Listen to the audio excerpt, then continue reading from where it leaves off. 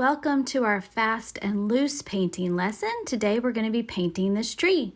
We're going to start with a magenta background, so make sure to prep your surface accordingly.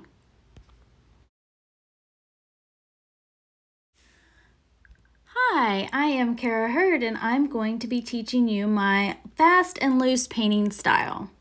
Today we are going to be painting this abstract tree. The point of the lesson is to paint messy and to paint wet on wet. If you're a slower painter or a more beginner painter, I encourage you to use a retarder medium, which will keep your paint wetter longer. I am using burnt umber to freehand sketch out my tree. We want to cover most of our surface with branches and trees, so depending on the size of your surface will depend on how big your tree needs to be. You'll see that I started my tree on the right side. I prefer this. I just think it's more interesting than a centered tree, but you can do whatever is your personal preference. We do want this to seem organic, so we're not going to try to match the sides or match anything. I think that often the least you think about it or the less you think about it, the better you'll be, because you'll just do it. And that's how nature is. It's just organic and free form. Also, if you paint something that you don't like, the great thing about the way I paint is you can cover it up later in what I like to call post-production, because we'll put in the leaves and the background later. You'll see that I'll be widening this tree as I go. I encourage you to branch out and explore with this and enjoy.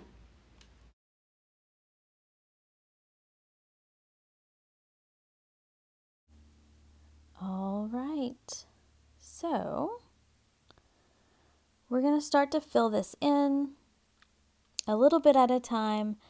I am filling it in with a dark umber. The one that I used today was actually burnt umber, but use whatever dark brown you happen to have. Today I am using mostly golden paints. That's because that's the brand that I really like, but use what is in your budget and what you feel comfortable painting with. I do feel like the pigment is worth it. You use a lot less in the golden brand, but if you're not ready to invest in that, definitely just buy what you can afford. I'm also filling in with a red. I used a bright red. It's Pyrrole Red, also by Golden. I love the coverage that this red gives. But again, use what you have or use what you can afford. This is all about practice. This is a very loose technique. This is a technique I happen to really love and enjoy painting with. But it's also challenging because it requires you to let go and be free and let the colors meld. So, it does take some practice to get. And don't forget that you can use the retarder. That will help keep your paint moist. The one that I have used in the past is called Retarder by Golden, but I'm pretty sure that every brand makes something that will help. And generally, it's a 1-to-1 ratio of paint and medium. And so we're just kind of adding here and there. I want my tree to kind of take a large majority of the painting. So I want to kind of extend my branches, knowing that my leaves are going to be even more wide. You'll notice that I started my tree on the right side of the canvas. That's all personal preference. I personally really like to be kind of off sides that way and extend out so that your imagination can go off canvas. But sometimes people like things front and center. For me, interest lies in the unknown, and so I like to leave some of that open for interpretation. That is also a personal preference. And the reason that you're going to start with a blank canvas is you can make this whatever you want, which is the beauty of creating. So put it wherever you want. You can always do it again and put it in a different location. This would also be a really cute painting done in like a set of 4 with, different seasons, maybe the different colors of the seasons included. That would be really, really cute. So I am focusing more on kind of a spring look since that's the season we're headed towards, since we haven't had much of a winter. But you can again leave it bare and do this same technique, so it would be kind of a winter tree. You could use fall colors in your leaves, make it a fall tree. It's completely and totally up to you. The great thing about this style is you can change it however you would like to achieve whatever look that you're wanting. I'm making my paint pretty thick here. I am using a Basics Hooker's Green Hue Permanent, and then also Basics Light Olive Green as my 2 green tones for my leaves. These can both be found at Michael's, probably at Hobby Lobby too. The brand is Liquitex. And I'm making my leaves pretty thick because I want these to stay wet so that when I put in the background, I blur in the blues and the greens so that the tree is kind of extended and blurry and gives you more of a full tree look without making it all green. I think you'll be able to tell better what I'm talking about when I get to the background, but we want to leave plenty of open backspace at this point. Okay, so in the background, I am using white. Use whatever brand you have. And then also a little bit of Cobalt Blue by Golden. It's just a really bright blue. And so use, again, whatever you happen to have. These are just the tones that I really like and the brand I really like to work with. And I actually bought the 2 greens as samples to use at the studio because the sap green that I have been using is no longer being produced. So I'm trying this new one out and I actually really like it. So this will be in the studio soon. And you'll see as I lay in this background, I'm wanting to pull the green. So that's why I wanted it to stay wet. And I want it to pull a little white in areas, a little blue in areas, a little green in areas. And I'm just working my way around the leaves, kind of smudging them out. And then also around the branches. Now, the branches are probably pretty dry at this point, so they are not going to really spread out in any way.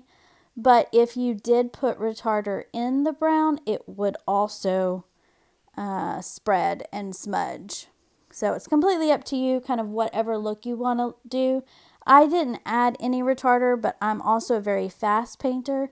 This whole entire painting took less than 20 minutes to do from start to finish. So I didn't need that to happen, but if you are slower or you're worried about it, for sure add some of that because it does make a big difference and it will allow you more working time, which is important in a painting like this where we're smudging.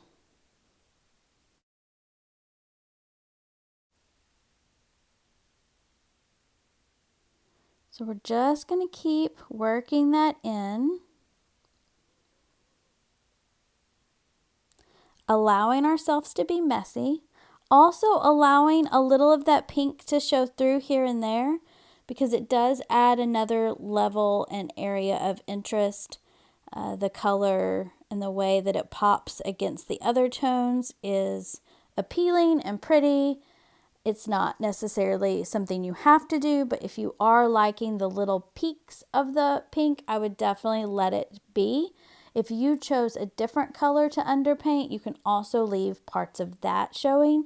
It's completely and totally up to you, and that is also a big personal preference thing. So if you're liking it, leave it. If you're not liking it, take it out.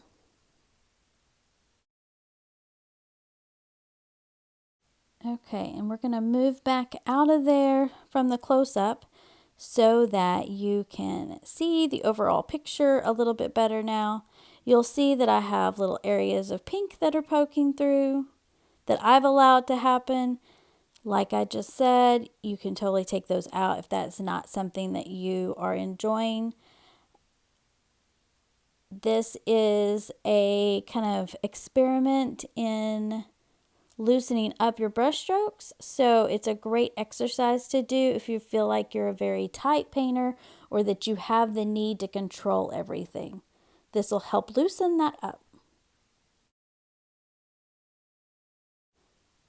I am going to keep working this down. I am just using, again, the white and the cobalt blue. It works in a little of the green from the leaves. And then as I get down towards the bottom, I'm actually going to also add a little bit more of that burnt umber just to smudge up the bottom and make it not so pristine down there. I just think it's a kind of a pleasing ombre effect that will go up the canvas, but it is also not necessary. But it does kind of give a grounding to the painting, and I enjoy that. So again, up to you if you want to do it. But if you want to kind of ground your painting down and give it almost like a strength in the bottom, I would definitely recommend adding a little bit in here. If it feels really tight, if you'll do like a squirt or two of water on your canvas, it'll help loosen up the paint. You can also squirt your paint with water to loosen it up, but in this instance, I just kind of did a light misting on my canvas.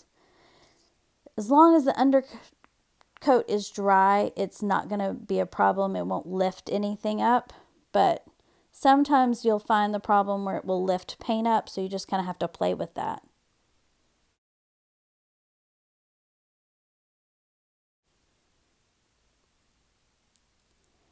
And you'll see that I am just working all the way around each of these areas. I work around where the branches are.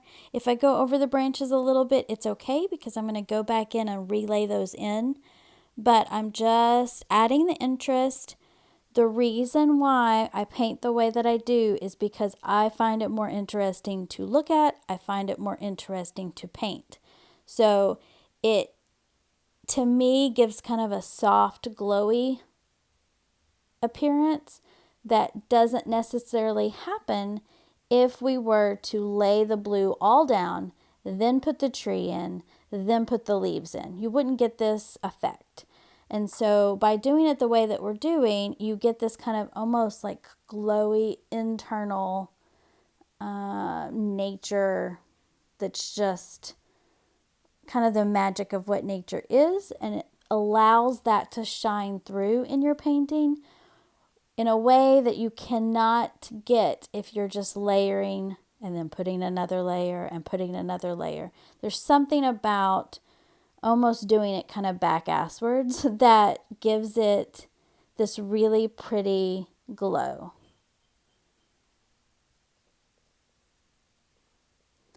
Making sure that sometimes I add a little extra blue here and there. I don't want it to be all one color. So you'll notice I don't mix the blue and the white on my palette. I mix it on the painting. And then things happen. So sometimes it's greener, sometimes it's whiter, sometimes it's bluer. And there's not a wrong answer here. You just want to make sure that you're working it in. I like to make kind of these little X strokes because I feel like that really kind of builds the interest in the background. And so I'm doing that for the most part.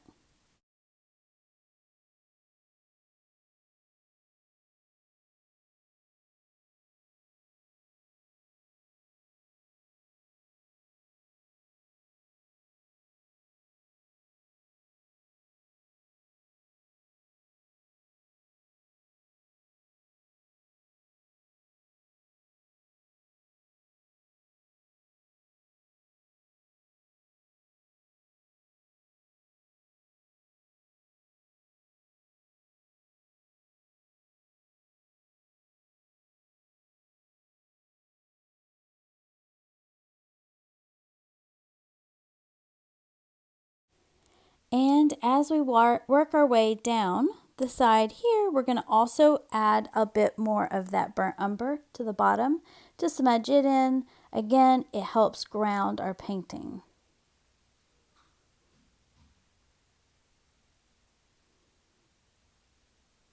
And you just want to keep playing with it. You may have to go back to some areas that you've been. You can add here and there. Don't be afraid to, play with it and add to it and do more layers and have fun. All right, so now I want to go in and kind of reassess my tree itself. So I'm going to go back in with some burnt umber, possibly some Payne's Gray, and I'm just going to kind of darken a few areas of my tree, maybe thicken some of my branches. Any branches that got totally covered up while I was doing the background, I'm going to add those back in. I'm doing that again with the burnt umber, a little Payne's Gray here and there, and then also if I want to, I'm going to go back in with some of my Pyrrole Red and make that pop out. And just keep, re-adding the branches in. At this point, you can use whatever brush you want, but I use the same brush for the entire painting. I like the challenge in that. And so this is just a small flat brush, and I just turn it on its side to make the branches. I turn it on the, or on the edge to make the branches. I turn it on its side to make the leaves, and I can just keep adjusting that as needed. It's a very good kind of practice to have, I feel like, because it forces you to use what you have, and also it gets you really comfortable with that brush, which is nice, and kind of builds the skills of using that brush, and then you'll feel more comfortable in future paintings when you go to grab that brush as well. I always say during class that we're going to make really good friends with some of these brushes, and so that's basically the way I paint at home as well. I have certain brushes that I tend to reach for, and this happens to be one of them. If you are wanting this brush, it is from Michaels, and it is the Artist Loft brush. I'm trying to look for a number here. I've used this so much it's covered up. It says 12, and it's just a small flat, I think wash is what it's considered. And it's from their professional line. I think it says it's level 3 in store. I tend to really like that line of brushes. It's not something that I can get through my distributor, or I would have them for sale at the studio. But Michaels has them, and if you watch for a sale, oftentimes they will have one, or if you order online and pick up in store, a lot of times you can get 20% off at least. So even if it's not on sale, you can get it for a little bit off, and they're not incredibly expensive, so it does make them semi-affordable. All right, so I'm just making sure I've got everything, and then once I am happy with it, I am going to wet down my paint and sign my name. And if you've been in class, you know I like to put the year on it so that I can see my progression as a painter, and I encourage you to do it as well. Even if you are not a person that likes to sign the front of your painting, if you'll put the year on the back, you can just sketch it on with a Sharpie. Thanks for joining me today, and I hope you enjoyed this class and the looseness that it will hopefully create in your upcoming paintings. And I hope you will join me soon.